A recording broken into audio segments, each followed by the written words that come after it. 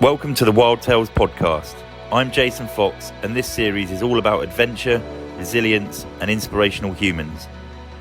The podcast is presented by the Book of Man and is supported by Talisker Single Malt Whisky. My guest today is Ed Stafford. Ed is one of the top adventurers on the planet, a man who famously walked the entire length of the Amazon River and has since undertaken challenge after challenge for his TV survival shows. Now we're still in lockdown, so this episode was again recorded remotely, so forgive any little dips in quality. Hopefully you won't notice. As ever, Ed and I answer some questions that you've asked me on Instagram. I'm going to be sending a bottle of my favourite Talisker to the top question I pick out. Anyway, here we go, and I hope you enjoy it. So here we are, Ed Stafford, the legend, the man that has done an immense amount of stuff, extreme stuff, I'd like to add, has joined us. Ed, thanks for joining me and welcome. Thanks, Foxy. Privileged to be on, mate. No, I really, really appreciate you coming on. And we're actually recording this on VE Day, so happy VE Day for however many weeks ago it will be when this goes out. But mate, it's obviously we're doing this remotely, obviously, because we're on lockdown. We're in the middle of we're not in the middle, hopefully, but we'll soon see, of the coronavirus pandemic. How have you found lockdown? Well, invariably, it's very, very different for different people, isn't it? I mean, we're really lucky. We're in the middle of the countryside, and we've got a nice garden and stuff like that. And so it's been a bit of a reset, if I'm honest. It's I'm sure, like you, I'm forever traveling, forever at airports, forever waiting around for the next flight, and to be at home with my wife, and my wife's about 6 months pregnant with twin girls at the moment, and so wow. And we've got a 3-year-old boy, and so just having that luxury of just enforced time with those guys and helping my wife, obviously, while she's getting quite big, and being at home and like we've been just. My little boy's into investigating and finding bugs and stuff, so it's just been literally exploring the garden or using our sort of one form of exercise a day to go outside and find earwigs and millipedes and stuff like that. And to be honest, mate, I'm really appreciating the family time. Actually, it literally enforced space and time to be with the people who you love the most, really. Yeah, that's awesome. I mean, hopefully a lot of people have taken it that way. Because I think financially we're screwed, but exactly. There's nothing going on, but hopefully that's something that it's that reset that people will get from this, and everyone will remember to invest in their closest a little more than we used to do. The banter. I mean, we live in a little village, and just the banter that's going. I mean, it happens on WhatsApp groups, doesn't it? Everywhere, it's like the videos going around. I know we shared a couple, but it's just such a nice British way of dealing with a problem, I think. And I think there's a lot of positive sort of qualities that will come out of the whole thing, like that community spirit and people coming together. So weirdly, I think it's I'm not dismissing all of the tragedy and the death side of it, and the people having to deal with the fallout, both economically and from a lifestyle perspective. But I don't know. We're dealing with it quite well, I would say. But again, I stress we are one of the lucky ones. Yeah. Yeah, but we've always got to look for that silver lining. Got to find a positive somewhere. Yeah. But mate, I'm glad that you mentioned about your boy there and how he's become this investigator, because that takes us back to the first question, really, which is when did you first become interested in adventuring? Well, it's not as sort of classical a story as you might think, really. I mean, although I grew up in the countryside, not very far from where I am now in Leicestershire, and it was sort of rolling fields, and we used to build dams in streams and tree houses and dens, and light fires at a ridiculously young age and stuff like that.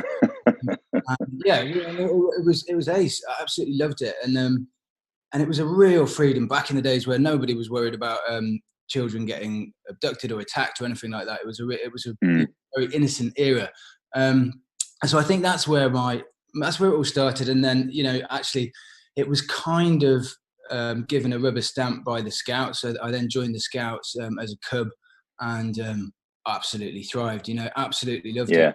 I mean, it's weird, isn't it, when people say, "Well, like, where did you learn to navigate?" It was aged 9 or something in the Cubs, and you don't learn things twice, do you? But I mean, they literally taught me those skills, and but it wasn't dreaming of sort of Shackleton and Scott and Ranulph Fiennes and things like that. I didn't really have that much of a direct interest in expeditions or exploration of that kind until quite late on in my life, actually, and until after I left the military, and I stumbled into a career that was leading expeditions just because I didn't want to get a proper job, really, like everyone. Yeah, I'm with you on that one. Yeah, initially I reckon it was being out in the countryside, spending time outdoors, and therefore developing that sort of natural affinity to being comfortable outdoors, I suppose. Yeah. So was there any role models at all? And I don't mean in an adventure type way. I just mean, was there any person that stuck out in your mind that sort of inspired you to do anything really? There were rugby players, actually. It was people like Dean Richards, and latterly Martin Johnson. Jono lives in the same village my mum does, and so I've had a bit of contact with him over the years. And it's the guys that aren't flashy, really. It's the guys that have an aura about them that change a game just by being on the field. And the guys. It's not what they say. It's just literally this energy that comes off them. It was rugby players like Dean and Martin Johnson that I think had the biggest impact on me. I mean, I remember when I joined the army,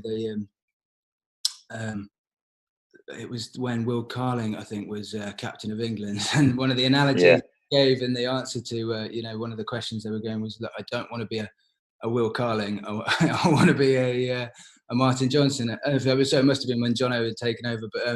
But yeah, I think there's a massive difference. I've never been that sort of showy type that gobs off all the time. It's been, I don't know. I like to be more of a sort of team player and sort of play hard and therefore drag the team along, I suppose. Yeah, mate, that's interesting because I would suggest I agree with you 100% there. Because I mean, asking you that question has made me think about it at the same time, and I'm like, well, there wasn't really anyone that inspired me to do much other than people that had a presence such as those that you've just listed. I mean, I don't know them, but yeah, definitely the same. Well, you touched on it there, the army, the military. At what stage did that become an option? It's weird. I mean, I think there's quite a lot of you. I mean, clearly your current career still sort of uses your sort of military experience quite a lot. Obviously, the name of the title of the show and all of that sort of stuff is all very military. I've tried to distance myself a little bit from being ex-army. I didn't spend as long in, I'm sure, as you did. I did a year at Sandhurst and then 3 years as an officer in the infantry. But it was a little bit, I don't want to go and become a logistics consultant for Boots. I don't want to. I've got no idea what I want to do as a job. If I join the military, then I can delay making serious decisions, really. Apart from battle decisions, which might be considered serious to some. But you know what I mean. It's just I didn't want to get a job behind a desk. I wanted desperately to live a life which was, I don't know, fun and exciting and involved travel and stuff like that. And I don't actually think the military was that for me, but it certainly gave me some of the skills that I needed to go on and actually find what I wanted latterly in life. Yeah.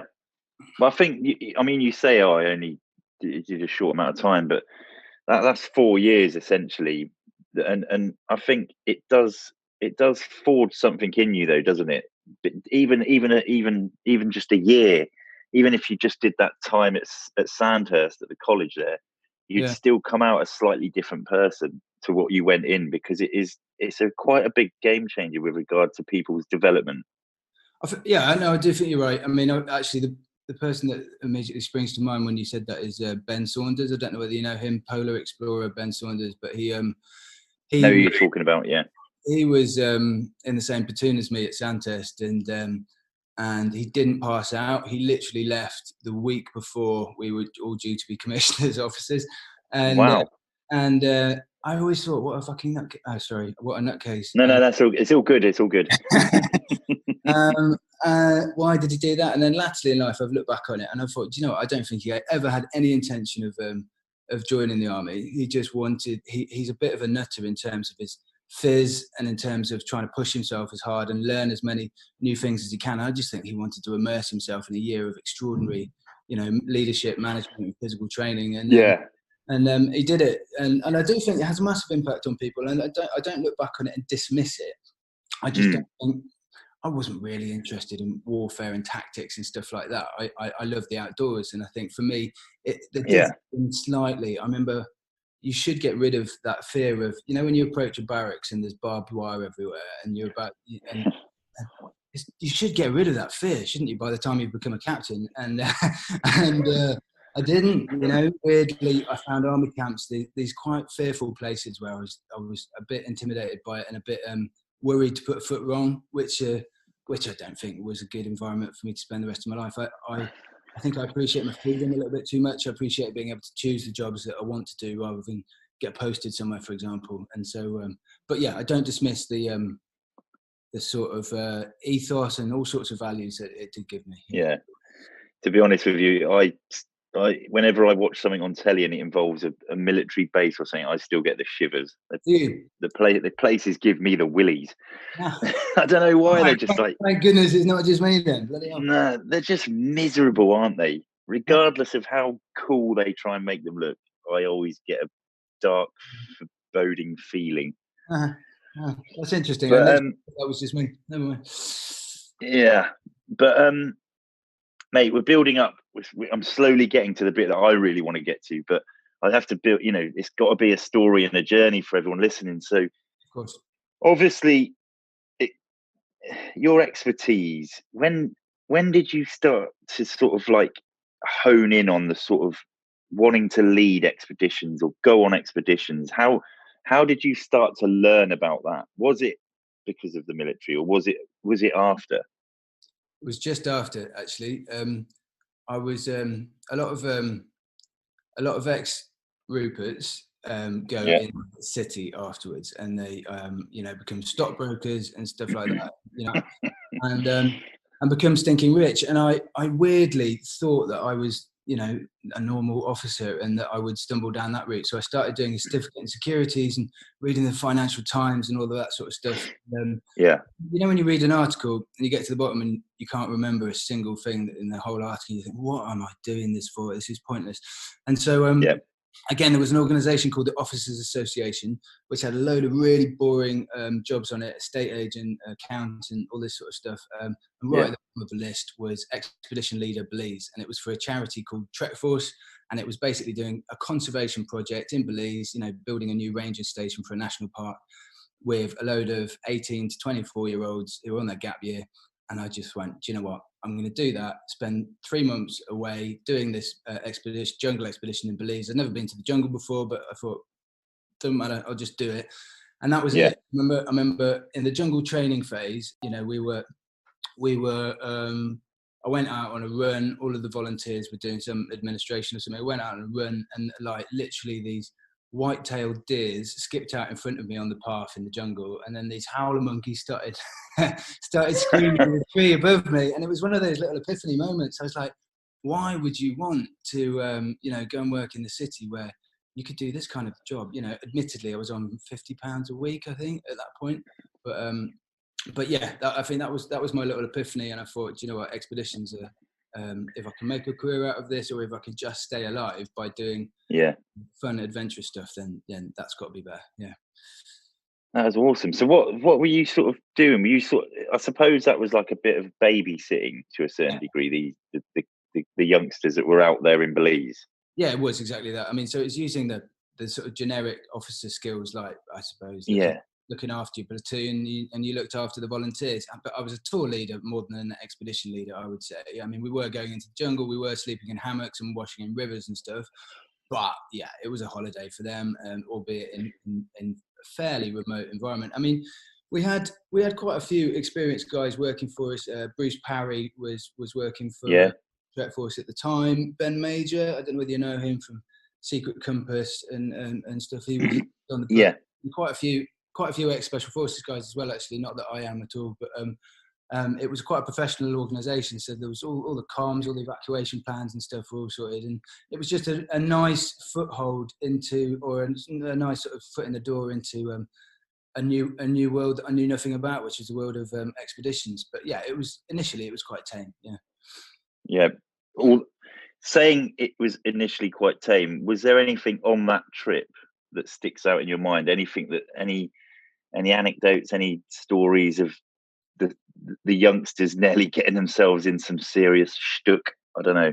I mean, it's taken a while for me to become actually very responsible. I don't know whether that's hard to believe or not, but we would push the boundaries massively. And I remember going down, I had a break because I'd worked them quite hard because we were building and constructing and cutting trails and that sort of thing. So it's physically hard labor. And I remember having a day off and we all went to these waterfalls, and it was a sort of braided river. So there were multiple chutes going down this waterfall, and we all, like you go down a water slide. In the morning, we were all going down these different slides, and literally it was amazing. It was almost a dream day with the sun shining, and when you've got a big clearing in a river in the jungle and it doesn't feel oppressive anymore, and suddenly everyone's smiling and having an amazing time. Anyway, we then stopped and I hadn't realised that upriver clearly there'd been a huge amount of rainfall the night before or during the morning. I don't know, but I didn't clock the fact that the river level had risen over lunch and by about a foot. And I then managed to take one of the girls who was only 18, who had been too timid to go down any of the chutes in the morning. She'd been too nervous, but then she relaxed over lunchtime. So I went in with her and we went down what was in the morning the biggest chute. And then we got to this place in the river where during the morning we just swam to the side and got out, but it was just above this massive waterfalls. And it was impossible to swim to the side. I saw the girl was in front of me. She was about 5 meters in front of me, and she didn't even know, because I hadn't briefed her properly, but she didn't know she was meant to swim to the side. So she wasn't swimming. She was just heading straight for the top of this waterfall. And then I see her disappear over the waterfall. And that's a high waterfall. It was way over, I don't know, it's about 8 meters or so. And, which doesn't sound a lot, but it was high. We hadn't checked out the plunge pool or anything like that. Anyway, I then failed to get out as well and follow her straight over the waterfall, and her face bobs up at the bottom with a massive grin on it because she didn't even know she wasn't meant to be going over it. But yeah, I mean, there were a few moments like that where I think I got away with it. I was really lucky, and initially it was just all fun and games. I didn't take life that seriously, and so in this role I felt I was quite a good fun leader, but I probably wasn't the most responsible one. Awesome. Okay, so mate, the Amazon, it is a big thing. It's an unbelievable thing. When did that become an idea?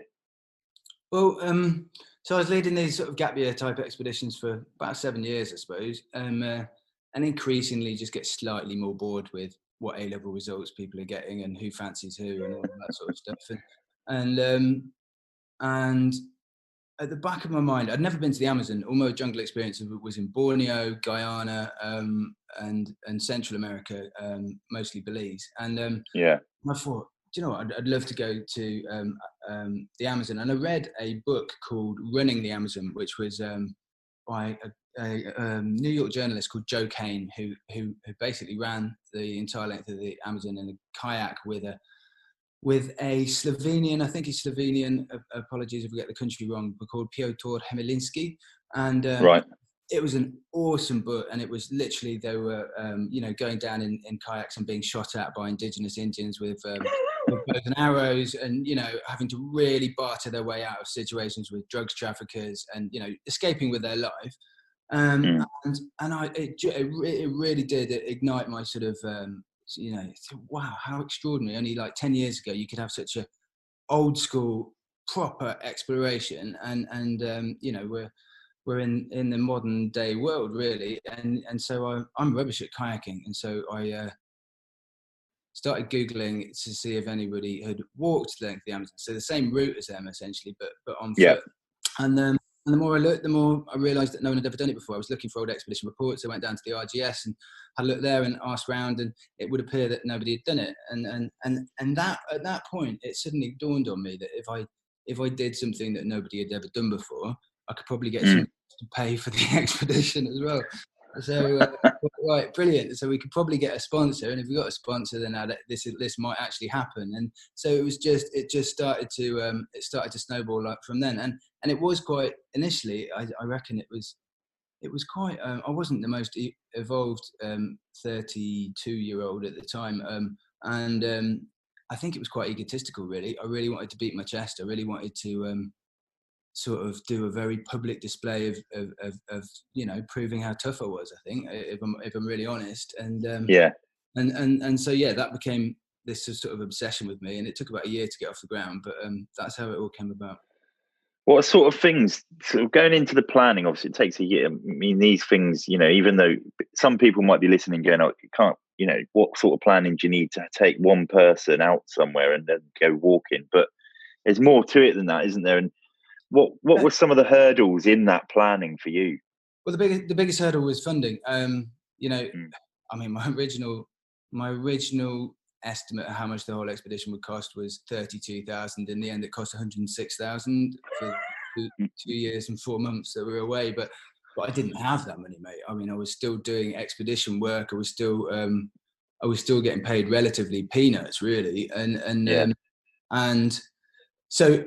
I mean, a lot of the reason we applied to Rand Fines for he's got this expedition trust, the Transglobe Expedition Trust, that gives out grants and stuff, and applied to him, and they consulted an Amazon expert, John Hemming, I think it was, and he went back to the board of trustees that to walk the Amazon was impossible, which I've quoted a lot of times in my talks and stuff like that, but it was.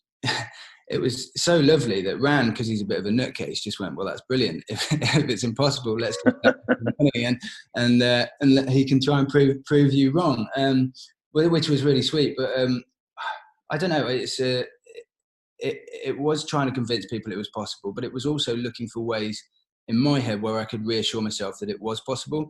And I found this, I think the reason that everyone thought it was impossible, one, people get a bit overwhelmed by the scale of things, it's 4,000 miles, it's through some of it relatively unexplored jungle. And therefore I think people get overwhelmed by that and just think it must be impossible. But also because the Amazon floods, obviously in rainy season, and the floods extend, I don't know, up to about 100 kilometers each side of the river. There's no banks to really walk along, and I think that's why the so-called experts said it was impossible, because they thought, well, you can't walk on water, can you? Therefore, it's impossible. But I found this image on Google that was accredited to NASA, which appeared to show a sort of map of where the extent of the floodwaters got to at the peak of flood. And so I wrote to NASA, actually, and this guy called Bruce Chapman wrote back immediately, and really kind guy, and sent me this CD-ROM or multiple CD-ROMs through the post for free. And they'd done this experiment in 96, I think, with satellite technology, and it was using some sort of refraction technique from satellites, and it looked through the jungle canopy and snapshotted the floods at different times of the year. So essentially I was then able to take this information of where the hard ground is and where the floods are and annotate my maps and basically draw a line on it and handrail the Amazon, and therefore I had a little route that no one had ever gone before, but it was following the hard ground rather than the flooded forest. And obviously each tributary had its own associated flooded forest as well, so I did have to cross some, but it cut out a massive amount of the Varzea or flooded forest, which I think was the bit that people thought was impossible. Yeah. Wow, that's awesome. I'll tell you what, that's like, he sent you that CD-ROM for nothing, and yet that was probably one of the most invaluable bits of information that you were ever to get to help you in planning where to go. Yeah, I mean, he's very, very thanked in the book, and I do make a point of saying that that was probably the turning point. That was when I went, I've actually got a plan that no one else knows about, that means that I might just do this. Which was quite cool. Yeah. So that was it. You packed your boot. Mate? I know I'm going to ask some bizarre questions. What boots did you wear? Initially, I wore Outbergs. I'm sure you're familiar with them. From Yorkshire that hand make all their boots. And in fact, they were the main boot sponsor for the whole of walking the Amazon. The eyelets got plugged up, and therefore the boots didn't drain. They were a little bit more structured than the US military army jungle boot, and so I actually asked them because they would last about 3 months with walking every day and being in the floods and stuff, and so I asked them when they posted over a new set if they could just replace the eyelets. Sorry, the sort of valves in the the drainage holes. Drainage holes. It asked them to just replace them with shoelace eyelets, so that there was a big hole there, so they definitely would drain. And it half didn't work because it also meant if I walked across a sandy riverbed, my feet would suck sand in, and I got horrendous blisters before I realised what was going on with that. But then also, I reckon for 4 months of the 2.5 bit years, I was just wearing wellies off the local market because, you know, the boots would fall apart before a journalist or someone was flying over and could bring a next pair in. I just had to buy a pair of wellies, and I'm size 10.5, and the largest size was pretty much always 9, and so they were like size and a half too small, and my toes were all bent over. But I got to really love wellies, actually. I thought, you know, that's such a simple thing. Obviously, what are the locals always wear in the jungle, aren't they? A pair of football socks and a pair of wellies. And again, found that was quite a good system, you know, especially when at night you're putting them on sticks and they don't have to dry out, you know. And in the morning, there's no soggy laces all encaked in mud and, you know, this horrible sort of jungle sort of rot that's going on your boots. They're just bone dry because they're rubber. And so I quite wellies now, I have to admit. They are the jungle slip on, just slip and go. And at night, I don't know whether this is interesting to your listeners or not, but at night I just wore Crocs around camp, and because they were just, again, because they didn't get wet and they were super light, and, you know, just powdered my feet. And I think one of the things other people were thinking might be impossible was to keep on top of immersion foot or trench foot, but we found that if you just washed in the river each night and washed your clothes as well, we had sort of antibacterial soap, so we'd wash our clothes and our socks, get out, we'd made a little hanging little washing line that we'd rigged underneath the spare tarpaulin, so that would go over the fire. And then at night we'd walk around in our Crocs and powder our feet when we got in a hammock, have like 12 hours of recuperation time for our feet, and then in the morning you'd put on not just clean socks but warm socks because they're above the fire as well, like they just come out there. And it was really, I think that was one of the really satisfying things about the expedition. As time went on, we developed these really efficient systems, and it just felt like we were winning, you know. There's that feeling, I'm sure you must get it as well, when you're lying in your hammock and it's hoofing it down with rain and it's literally the whole of the jungle is wet except you, and you just feel smug, don't you? You say, yes. I'm not degrading. I'm actually sustaining myself. So and it's always the little things, isn't it, that sort of probably get you through those moments, like you having that system in place. Just knowing that you were going to put on a warm pair of socks each morning is like it is like utter morale. Yeah, and it is exactly. Everything's relative, isn't it? And like you'd think that a warm pair of socks, you know, you'd think about it for about 2 seconds, but it changes your mental state for the whole morning. It's like literally and again, as you get older, and sometimes you get slacker and you forget these things, and sometimes I go away on trips now, and I'll just go, I can't really be bothered, and I'll take my wet t-shirt on and hang it off a branch, and then in the morning you just go, why didn't I make the effort? It's minging and it stinks and it's got flies all over it, and so I think it was just taking that admin seriously, and I think that's, you know, as again you must well know, administration was the whole thing. It wasn't super strength, it wasn't any weird cunning tactics really, it was just get your admin right, and then you can keep going.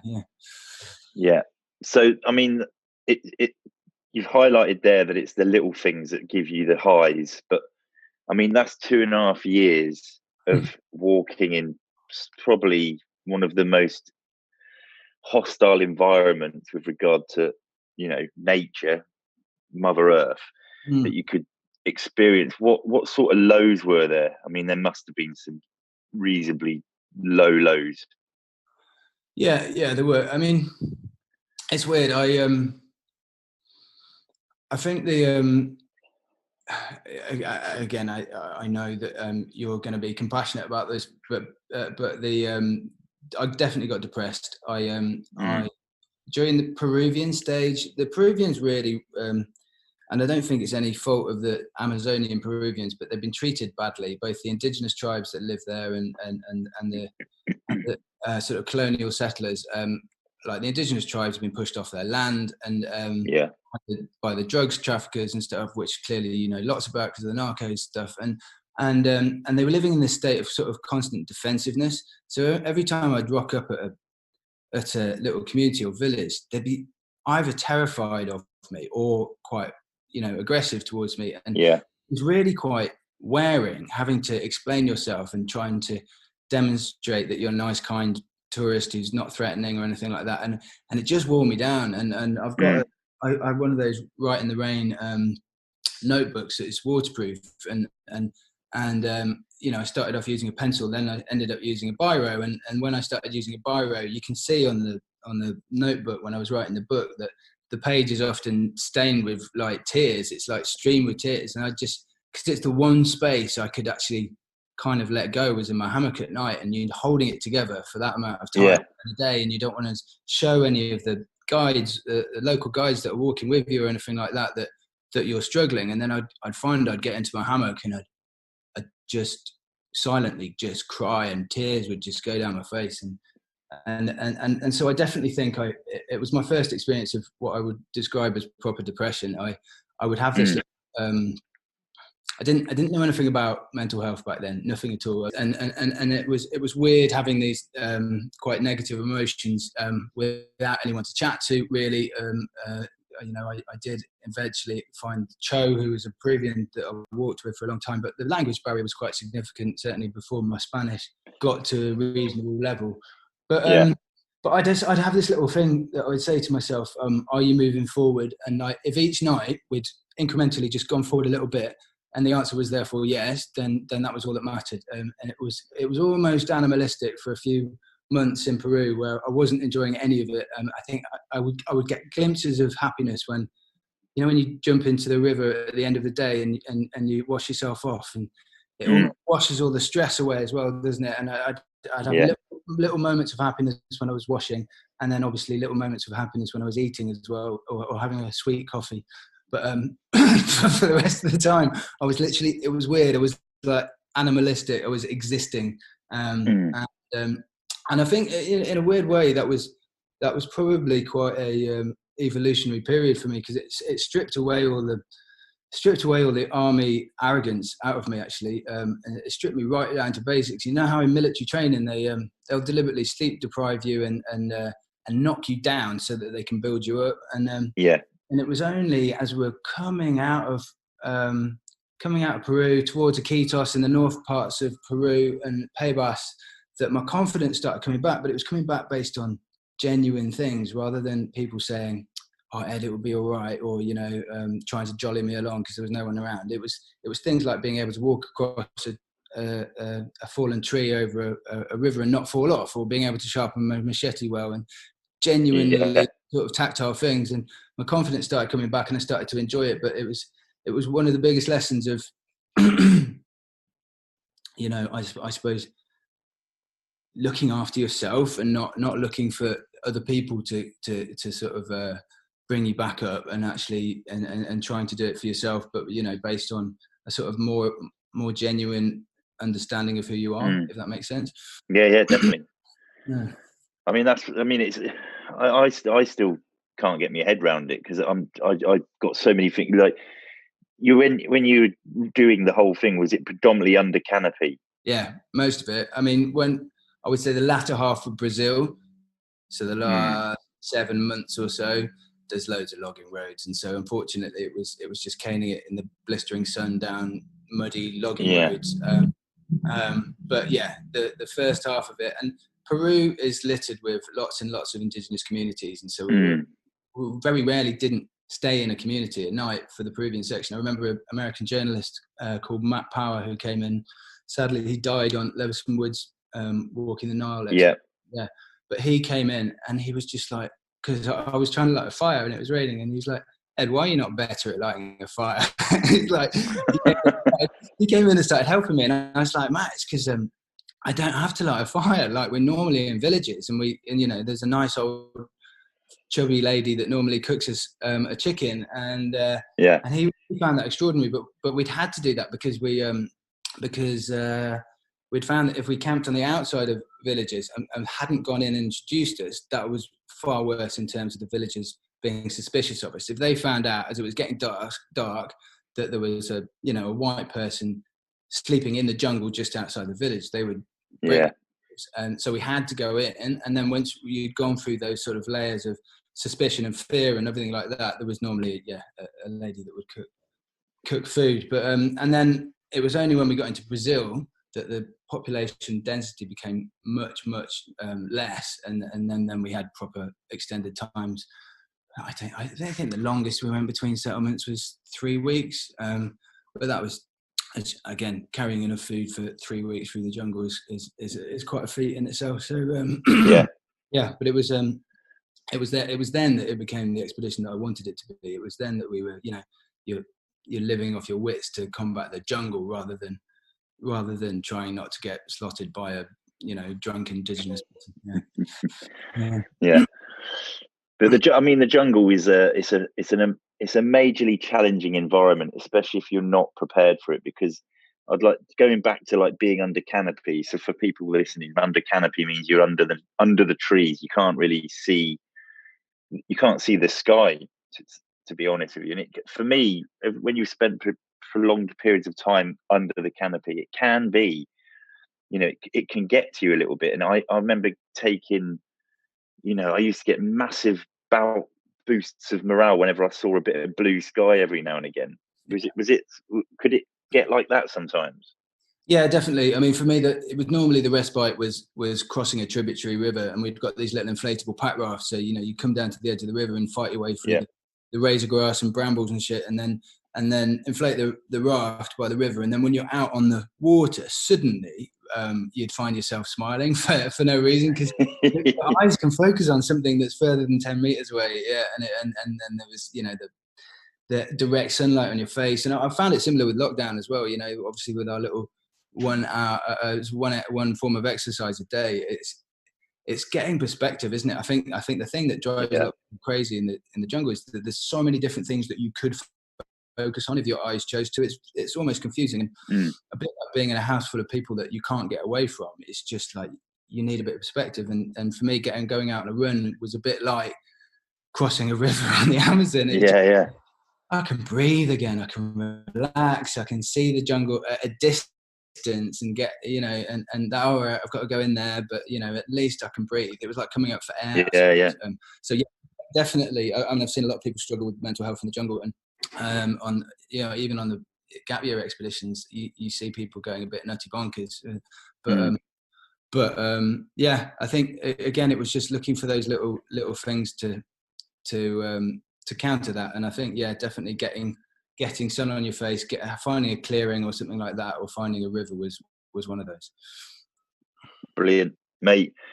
What happened at the end? How did it all culminate, and what was the response from people? How did the world sort of embrace what you'd just done? Do you know what? It was extraordinary. There was a lovely lady called Vicky Rimmer who had agreed to do my publicity for the whole expedition for free.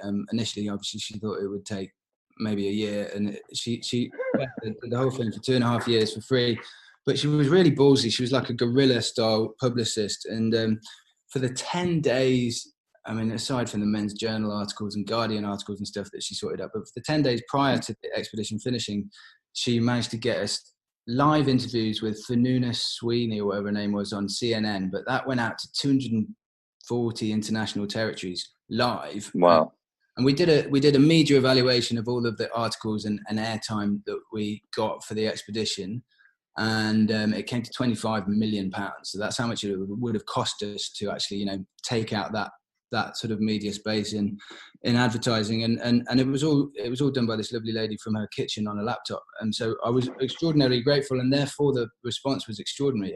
It helped that it was August, and therefore there was nothing in the news, and all the politicians had gone on holiday and stuff. But if you want to finish an expedition and get media coverage, then finish it in August, because that is nobody's got anything to write about. So it was in that respect, it was awesome, and we were on the front page of the iPad Times and all that sort of stuff. So I was super happy, and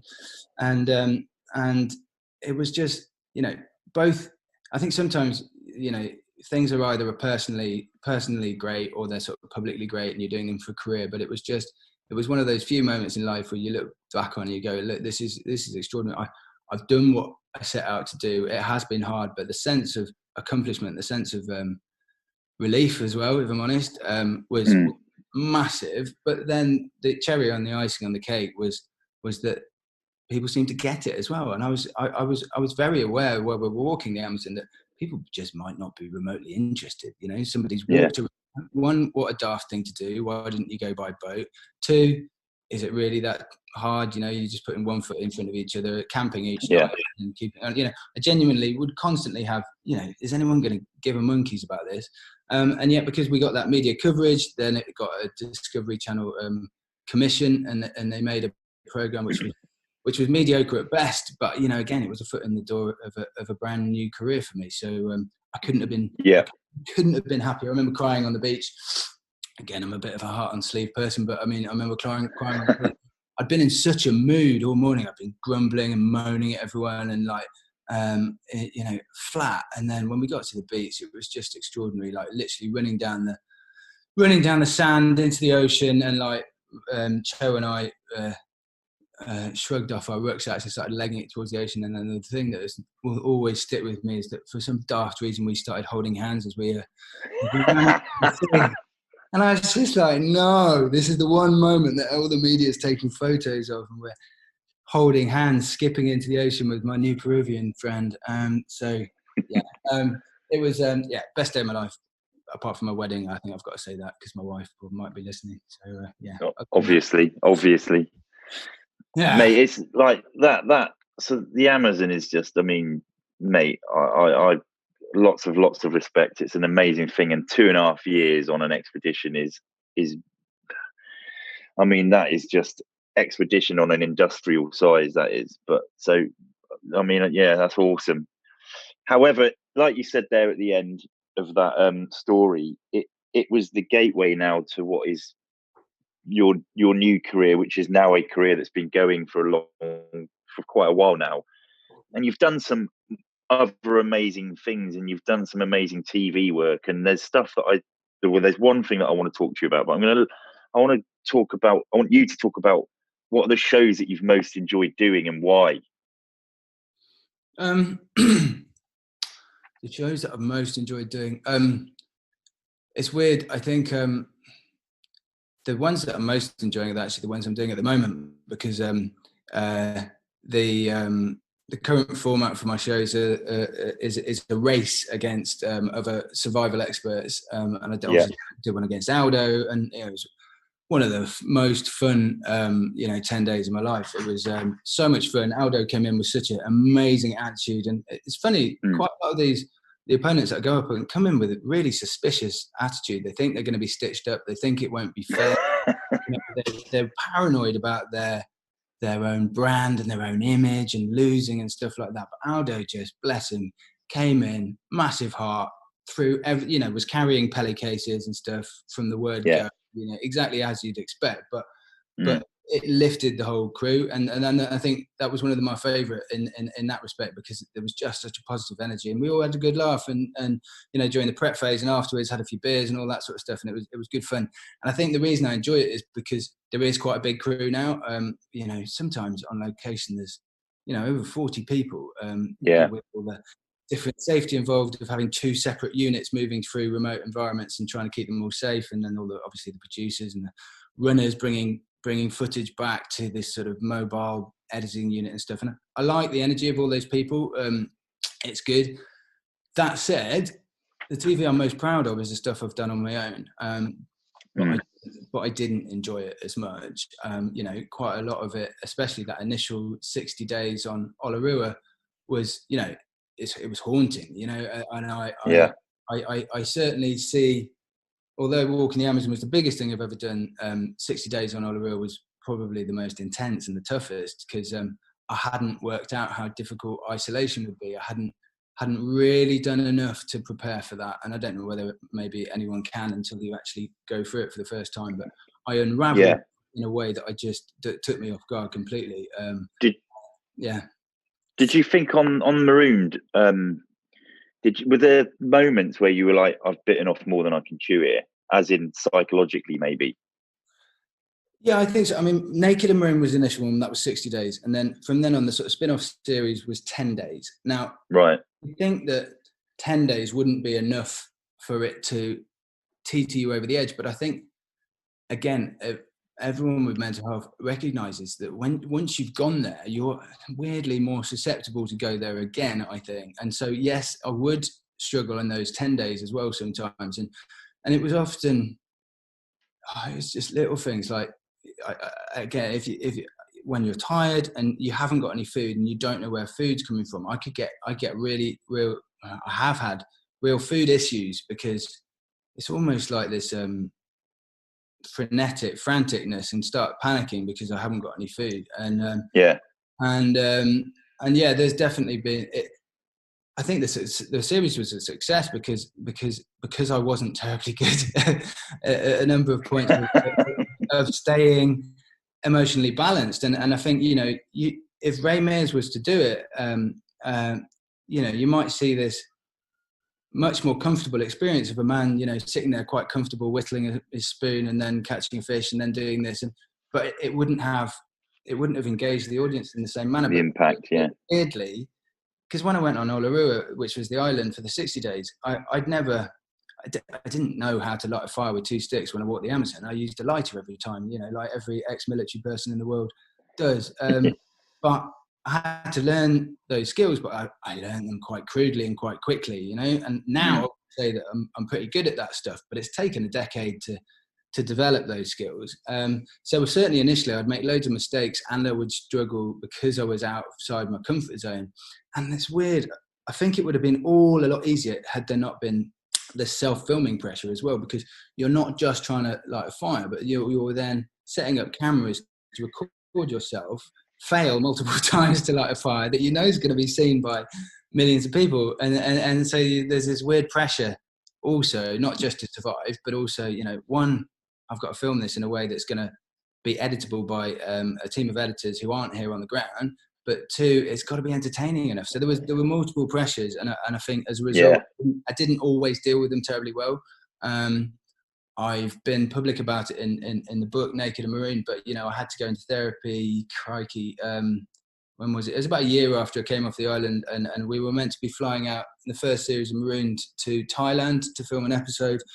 And I couldn't get out of bed. I was literally intimidated by the concept of even packing. I couldn't pack my rucksack. I was tearful and emotional and stuff. And it was the closest I've come to what I would describe as a breakdown. And I remember seeing the first psychologist I've ever seen in my life, which was at age now, crikey, about 36, I think. And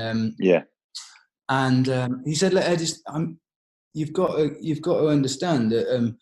If I wanted to turn a man's brain into mush, I'd lock him in a room and isolate him for about 60 days. And, by the end of 60 days, you could almost get him to do anything. He's like, you might not have like hostages, gone there against your will, but you have been isolated for an extended period of time, and it's had an effect. And I think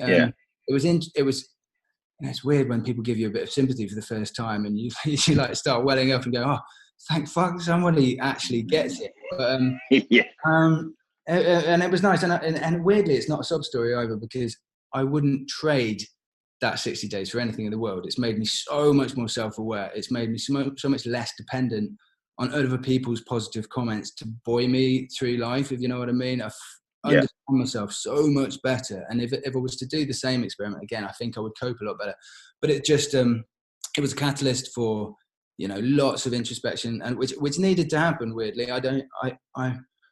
I know a lot of people think, or certainly used to, and thankfully the tide is changing in terms of attitudes, that, you know, if you did too much therapy, then it was sort of navel gazing and you sort of self-obsessed and stuff like that. But I really think, I'm a really strong believer that you've got to get yourself to a good independent position where you're coping with life before you can contribute well to a family, haven't you? Because if you're kind of got this leech energy and you're unstable and you're emotionally all over the place, then you're going to be a rubbish dad or a husband and whatever, aren't you? So I think that those years were necessary, and weirdly, those adventures were like life on acid or something. They were just life so enhanced and so intense that it accelerated that sort of healing for me. And I now consider myself a good father and a good husband to Laura, but I think I wouldn't be had I not gone through it all. Yeah, definitely, mate. That's awesome. I really, really, really, really like that. Cool. Mate, what's your most favourite area in the world to be? Favourite area? I always say the jungle, and then I return to the jungle and go, why do I like this place? Yeah. I think I spent a couple of years in Argentina during the phase when I was doing conservation expeditions down in Patagonia, near a town called San Carlos de Bariloche. And I love Argentina. The people are like, there's this, they're self-deprecating like British people. They love their sport, they love their rugby. The women are beautiful. The like international ski resorts. You know, the steaks are amazing. The red wine's amazing. I think I wouldn't want to go and live there now because I think there's just too many exciting things to do in life. But maybe in terms of a retirement place, I think, not that I'd need the beautiful women. Obviously, I'm happily married with kiddies on the way. But Argentina, for some reason, has a bit of a special place in my heart. Yeah, that's still on. That's funny. I've done quite a lot of South America, but still I have not done Argentina. So that is on my bucket list, and even more so now, mate. There is something I want to touch on, and that was you going homeless. Oh, okay, yeah. Because I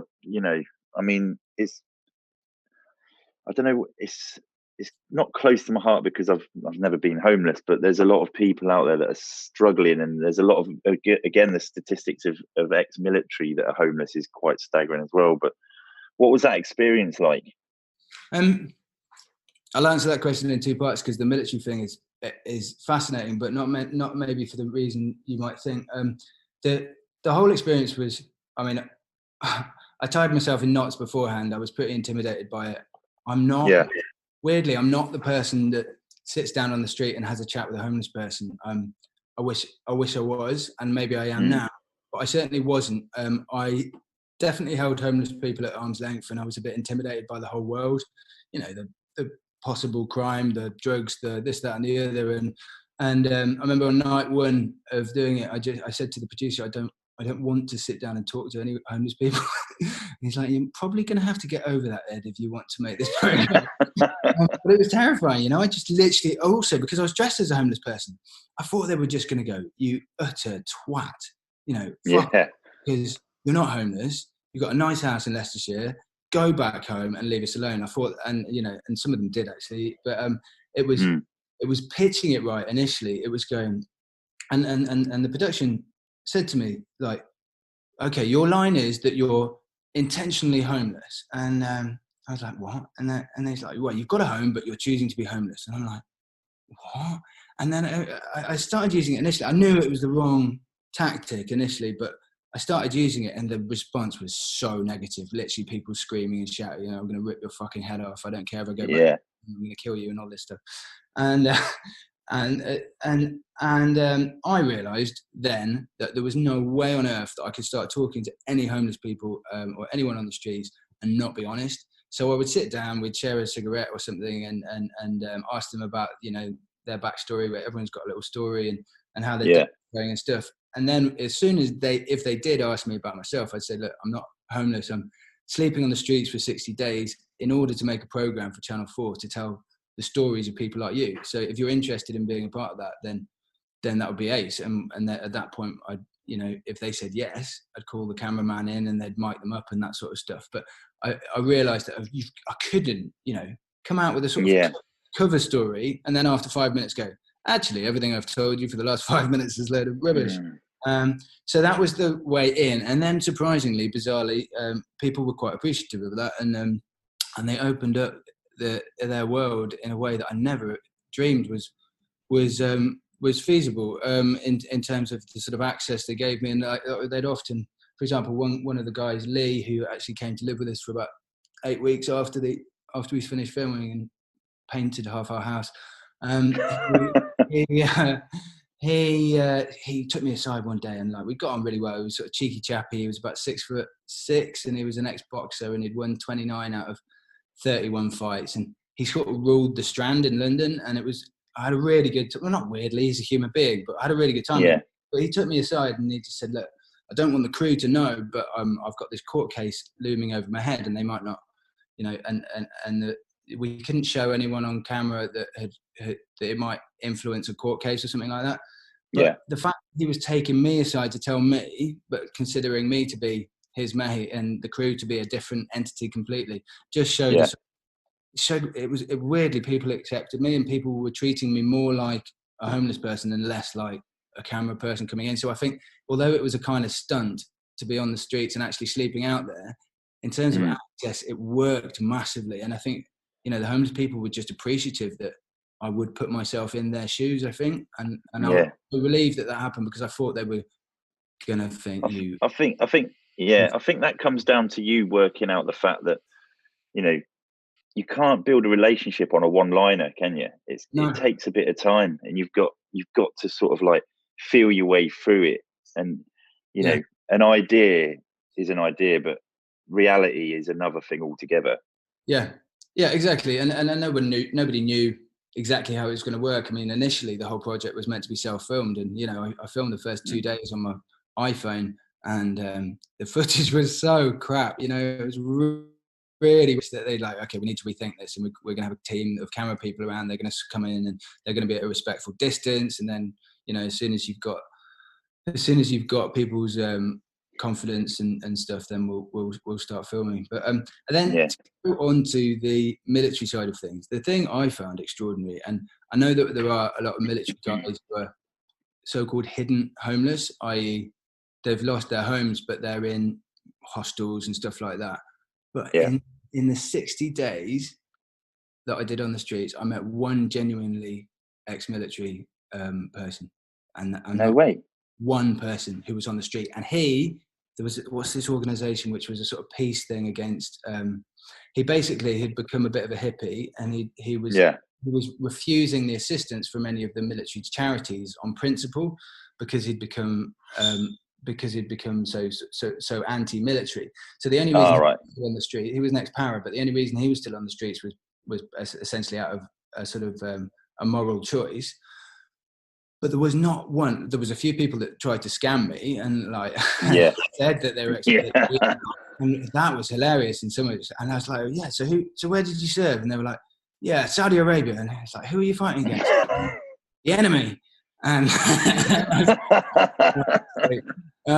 but I mean the positive in that story is that I really do believe that if anyone hits rock bottom, I think at the moment the military charities are doing a brilliant job of coming in very quickly and scooping them up, and as a result, I was told a third of the people that I was going to meet on the streets were going to be ex-military, and was one of the reasons that they chose me for the job, because they thought that again I would have that language to be able to converse with them, having been in the military. But only one in the entire 60 days, and maybe that was a skewed section of homeless people, but we went to the Strand in London, which is the biggest epicenter of homelessness in the UK. There's about 220 people sleeping rough at the time around there. We were in central Manchester and we were in Glasgow, and out of all of them in the entire 60 days, as I said, only that one. And so I think it's all credit to those charities that are coming in and stopping the soldiers fall to absolute rock bottom. Yeah, mate, that is fascinating, and I'm glad we spoke about that, because that is something that I was really, really keen to talk to you about anyway. We've got to start winding it up slowly, but mate, how do you decompress? What do you do when you come back from these mental, crazy things? What is it that you do that gets you back into the normal way of living your life back home with the wife and kid? Yeah, I think lots of very normal things, really. I think it literally is doing normal stuff. It's, going out into the garden and wrestling on the lawn with my little boy, or having a glass of wine with my wife in the evening, and watching Gogglebox or something daft. And which I'm enjoying at the moment as well. Love that program. It's so funny. Yeah. It's awesome. A run, for example, in the day is a bit of a reset for me, and I think in lockdown especially, so it just gives you that perspective that physically getting outdoors is a great thing. But it's normal stuff. It's nothing. It's never anything fancy, and never has been. Going to the pub, having a Guinness, when we're not in this COVID phase is just, it's just nice having a bit of a laugh with people, and relaxing. But having said that, the blessing of this time is that time with family. It's been weirdly nice, actually. Yeah, but with looking forward into the future, because that's always a good thing to do. Yeah. What have you got coming up when we do get back to normal? Well, I've had a number of things cancelled, as I'm sure you have too. Meant to be doing the sequel to the homeless program with Channel 4. I think they did announce it in the trade press, so I'm probably not breaking any sort of taboos. I was going to do 60 days with gypsies, and obviously gypsies are a section of society where then they spend their whole life. So it wasn't a sort of shocking thing. Can he spend 60 days with gypsies? Of course he can. Yeah. But it is a section of society where there's so much discrimination against. It's almost the last section of society where it's acceptable to be racist against.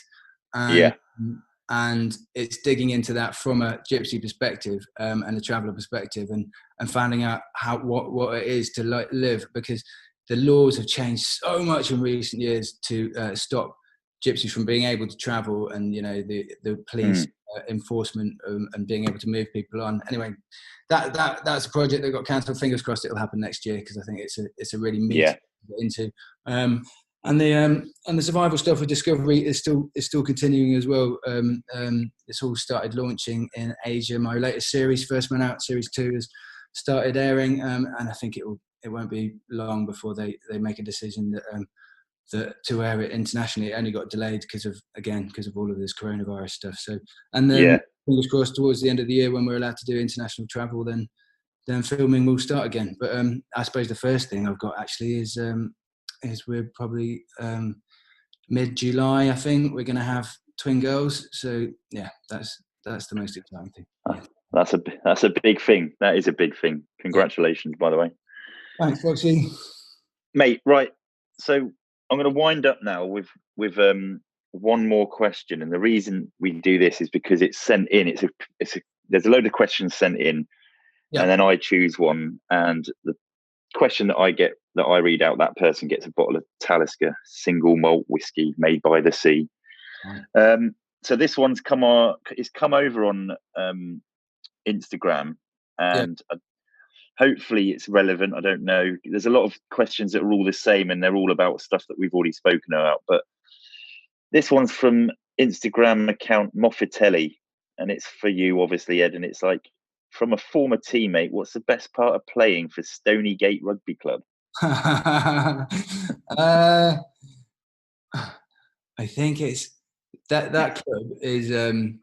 I played mini rugby for them at 6 years old. I was in the Colts. I've been in the first team, second team, third team, and team, and vets. Now it's just got mates from my entire life. Different people that I've known for my entire life, and I love winning or losing, and often it's losing. I love just going on to people that I know that well, and you don't even have to say anything to each other. It's that little look that you're with old mates that mean a hell of a lot to you. So yeah, that's probably it. That's a bit of a. That's awesome, mate. I'm glad I found that question. Awesome. Ed, thanks, mate. That was brilliant. Thank you, Foxy. Thanks very much to Ed. Hope you enjoyed that episode as much as I did. Don't forget to subscribe to the podcast if you don't already, and follow me and the Book of Man for the latest news. Thanks again to Talisker for supporting this podcast, and thanks to you all out there for listening. Cheers and see you soon.